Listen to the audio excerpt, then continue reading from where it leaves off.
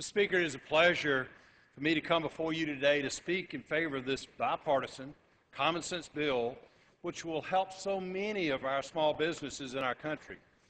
In my opinion, the manner in which this legislation was crafted, with input from both sides of the aisle, with the FTC and the various sectors that would be adversely affected if we had not acted, is a model for how this House can work to actually solve the problems facing our country.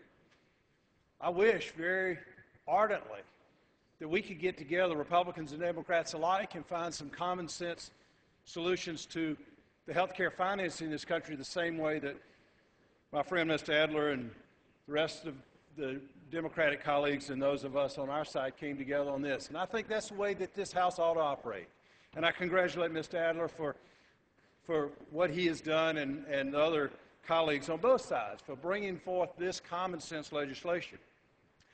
And I'd personally like to thank my colleagues, Mr. Adler and Dr. Simpson, for their tireless efforts as we work to put this very effective common sense legislation together. I also want to thank the committee staff that helped in this process. This legislation is a very specific exemption, without which would cost so many small businesses thousands of dollars to unnecessarily implement.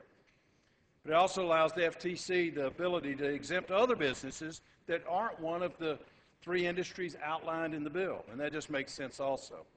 When enacted, H.R. 3763 will truly reflect the original intent of FACTA and codify an exemption for healthcare providers, accounting firms, and law firms that were never meant to be wrapped in this overarching red flag legislation. So again, I'd like to thank you, Mr. Adler, Mr. Lee, and Dr. Simpson, and to each and every person who helped bring this legislation to fruition. This is the way we ought to operate, and I think it's just a great day for this Congress as we, as Democrats and Republicans, came together on this common sense legislation. I yield back the balance of my time. Gentleman yields